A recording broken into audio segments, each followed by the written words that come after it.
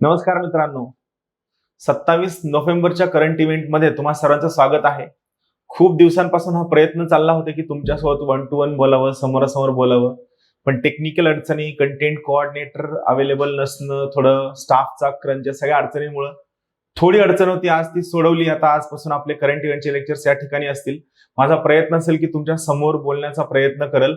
आणि त्यासोबतच दुसरा महत्वाचा मुद्दा हा असेल की आपण ज्या गोष्टी शिकतोय या शिकवण्याचा सुद्धा माझा प्रयत्न असेल. तुम्हाला लक्षात असेल की खूप जास्त दिवस झाले आपण खूप सगळे कन्सेप्ट शिकलेलो नाहीये. तो आजपासून आपण सुरू करूया. प्रत्येक कन्सेप्ट आपण कसा शिकू शकतो याकडे आपला प्रयत्न असेल. चला सुरू करूया पहिल्या महत्वाच्या न्यूज पासून. आजची पहिली महत्वाची न्यूज आहे माहिती तंत्रज्ञान उद्योगाच्या प्रणेते FC कोहली यांच्या निधनाबद्दल. सगळ्यात महत्वाची गोष्ट आहे की भारतीय संगणक प्रणाली उद्योगाचे म्हणजे सॉफ्टवेअर उद्योगाचे पितामह ज्यांना म्हणलं जातं आणि टाटा कन्सल्टन्सी सर्व्हिसेस, जे तुम्ही इंजिनिअरिंगच्या विद्यार्थ्यांनी खूपदा ऐकलं असेल की TCS, ज्या ठिकाणी नोकरी लागावी हे प्रत्येकासाठी प्राइज्ड सेट असते, अशा TCS चे ते पहिले मुख्य कार्यकारी अधिकारी होते. फकीरचंद कोहली यांचं गुरुवारी निधन झालेलं आहे. त्याच्याबद्दलची ही न्यूज आहे. आपण त्यांच्याबद्दल जास्त माहिती जाणून घेऊया. सगळ्यात पहिला मुद्दा, भारतीय सॉफ्टवेअर उद्योगाचे पितामह म्हणून त्यांना ओळखलं जातं. त्यांचा जन्म 19 मार्च 1924 चा आहे पेशावर येथील. ते टाटा कन्सल्टन्सी सर्व्हिसेसचे पहिले मुख्य कार्यकारी अधिकारी होते. देशातील पहिलं वीजभार वितरण केंद्र स्थापन करण्याचं श्रेय हे FC कोहली यांना जातं. हा सगळ्यात शेवटचा मुद्दा लक्षात ठेवा, ज्याच्यावर प्रश्न विचारला जाऊ शकतो. ज्या सर्व ठिकाणी मी तुम्हाला सांगतोय त्या ठिकाणी तुम्ही वाचत असताना स्टार मार्क करत चला, जेणेकरून तुम्हाला ते लक्षात ठेवणं सोपं जाईल. त्यानंतर भारतीय माहिती तंत्रज्ञान सेवा ऍडव्होकेसी नावाची जी संस्था आहे, या नॅस्कॉमचे अध्यक्ष म्हणून सुद्धा त्यांनी काम पाहितलेलं आहे. 2002 सालचा पद्मभूषण पुरस्कार त्यांना प्राप्त आहे आणि त्यांना भारतीय IT उद्योगाचं जनक म्हणून सुद्धा ओळखलं जातं. त्यानंतर दुसरी अत्यंत महत्वाची न्यूज आहे गीर फॉरेस्ट बद्दल. गीरच्या सिंहकन्या, एक शास्त्रीय नाव आहे सिंह पंथेरा लिओ, सिंहाचं पॅन्थेरा लिओ हे शास्त्रीय नाव आहे. तो जंगलचा राजा आहे. तर यामध्ये या गिरच्या जंगलामध्ये या सिंहकन्या या सिंहाच्या संरक्षणासाठी तैनात असतात. इथं काही बेसिक माहिती आपण जाणून घेऊया. गीर सिंहांवरती प्रश्न येऊ शकतो राज्यसेवा पूर्वच्या पर्यावरणामध्ये. आशियाई सिंह म्हणजे एशियाटिक लायन्स हे भारताच्या फक्त गीर या जंगलामध्ये आढळतात. दिवसेंदिवस त्यांची संख्या घटत आहे. यामुळे येथील सिंहांचे संरक्षण करणं, संवर्धन करणं हे अत्यंत महत्वाचं आहे. त्याची जबाबदारी स्थानिक आदिवासी पार पाडत असतात. यामध्ये आदिवासींना 40 महिला वनरक्षक सहाय्य करत आहेत. देशभरामध्ये अभयारण्य वनरक्षक म्हणून काम करणारा हा भारतातील पहिला आणि एकमेव महिला अधिकाऱ्यांचा चमू आहे. हा मुद्दा तुम्ही एस्से मध्ये सुद्धा टाकू शकता, पर्यावरणामध्ये सुद्धा टाकू शकता, भारताने घेतलेले वेगवेगळे इनिशिएटिव्ह याच्या अंडर सुद्धा टाकू शकता.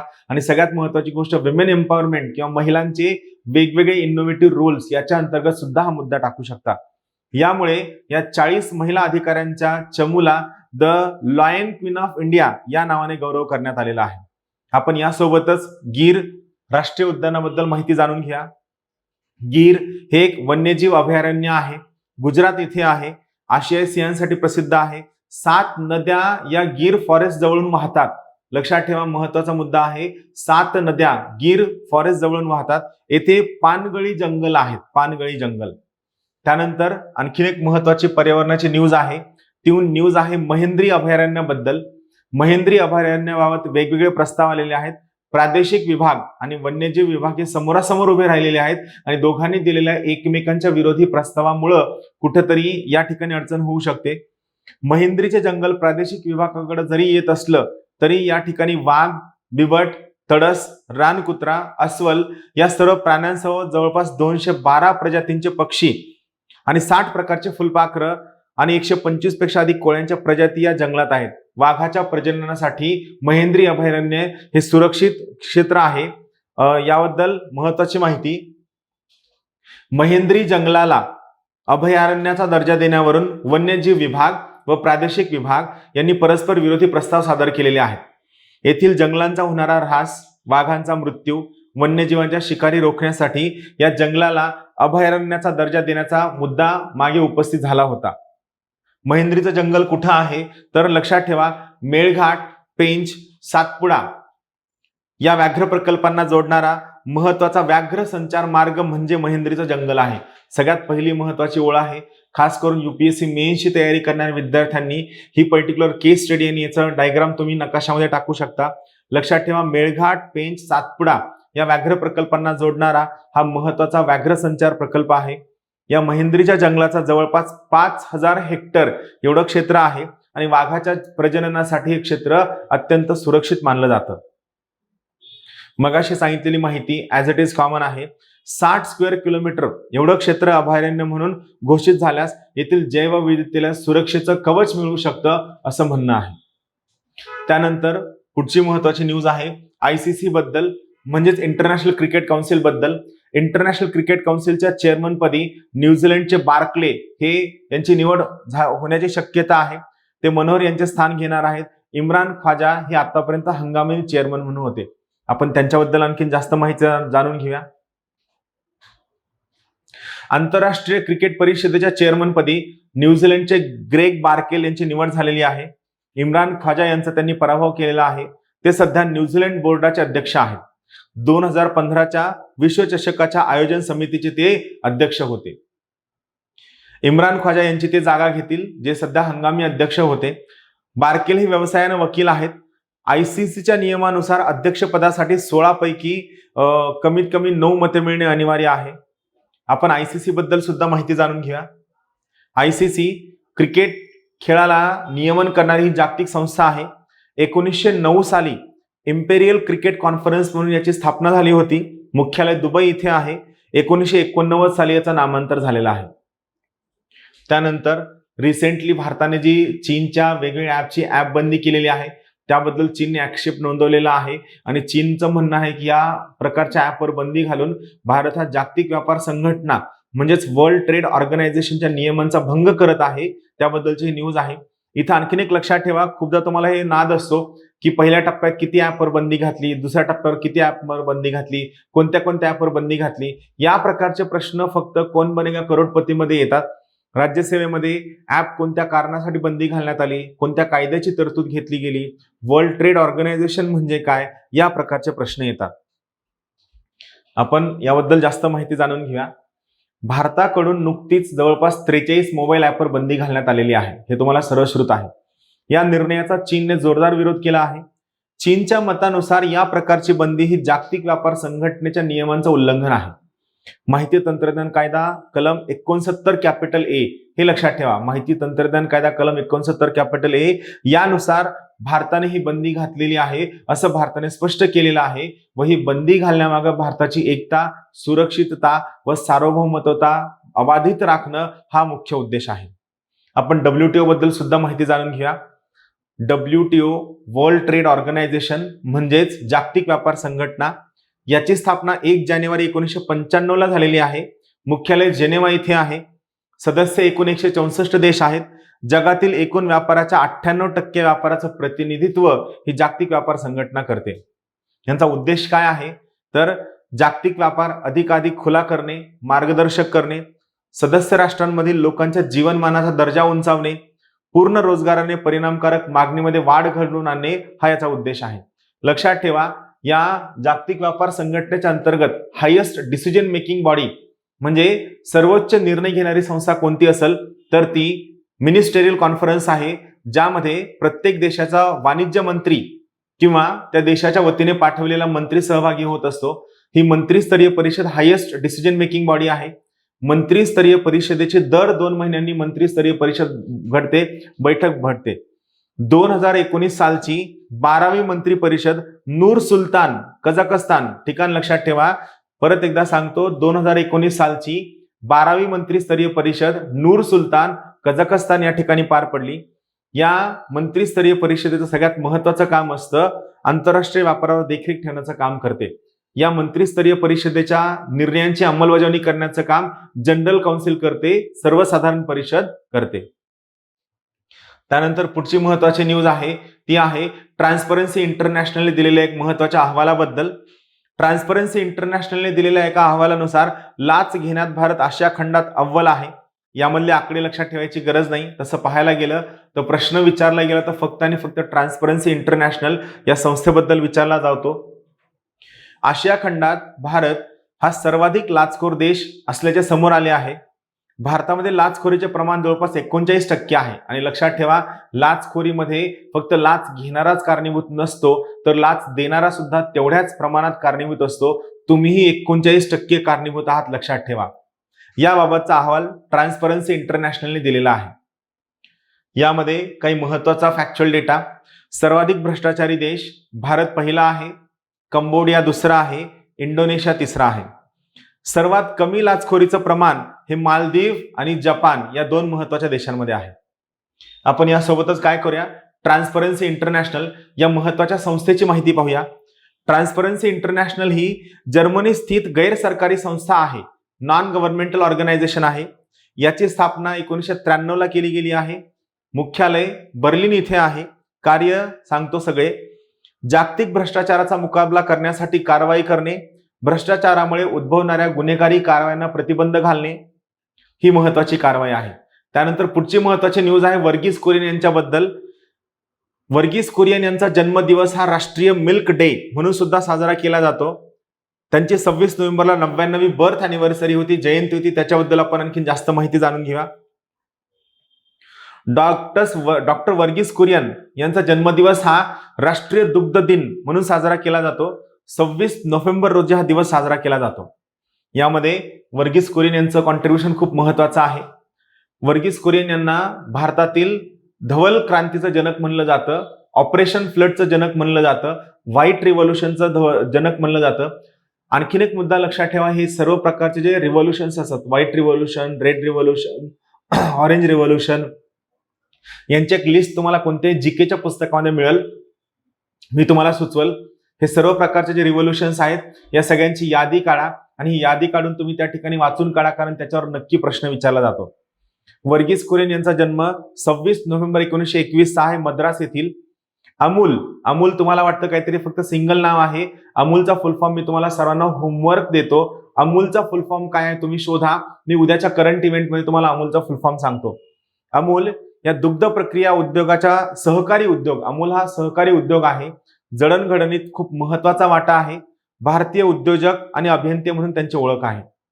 त्यांना मिळालेले पुरस्कार जर पाहायला गेलं तर रामन मॅगसेसे पुरस्कार 1963, पद्मश्री 1965, पद्मभूषण 1966 आणि पद्मविभूषण 1999.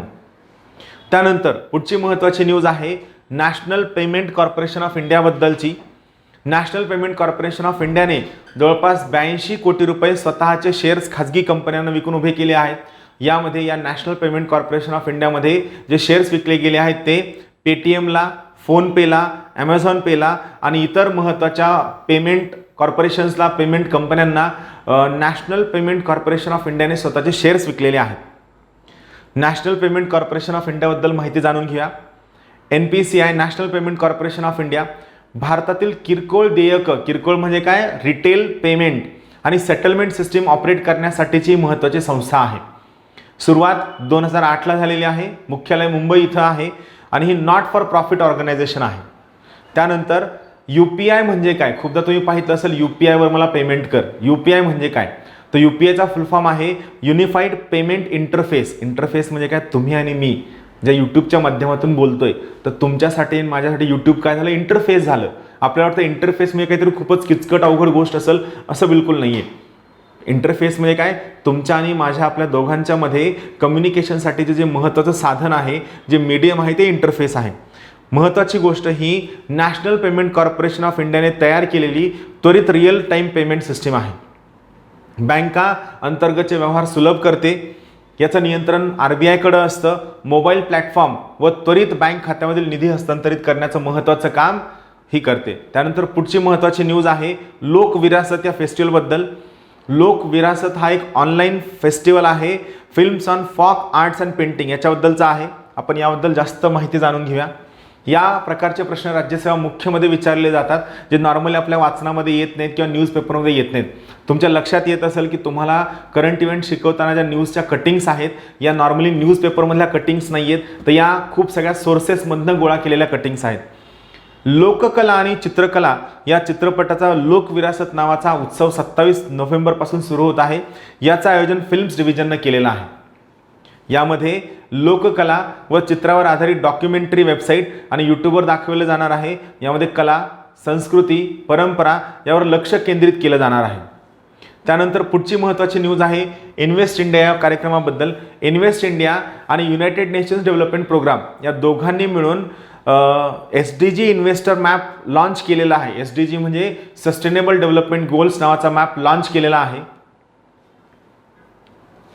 संयुक्त राष्ट्र विकास कार्यक्रम म्हणजेच काय, UNDP म्हणजेच काय, युनायटेड नेशन्स डेव्हलपमेंट प्रोग्राम आणि इन्व्हेस्ट इंडिया भारताने शाश्वत विकास लक्ष गुंतवणूकदारांचा नकाशा सुरू केला आहे.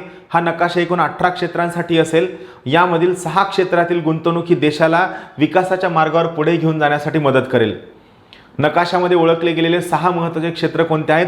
पहिलं आहे शिक्षण, दुसरं आरोग्य, तिसरं कृषी, चौथं क्रियाकलाप, पाचवं आर्थिक सेवा आणि 6वं अक्षय ऊर्जा म्हणजे रिन्युएबल एनर्जी.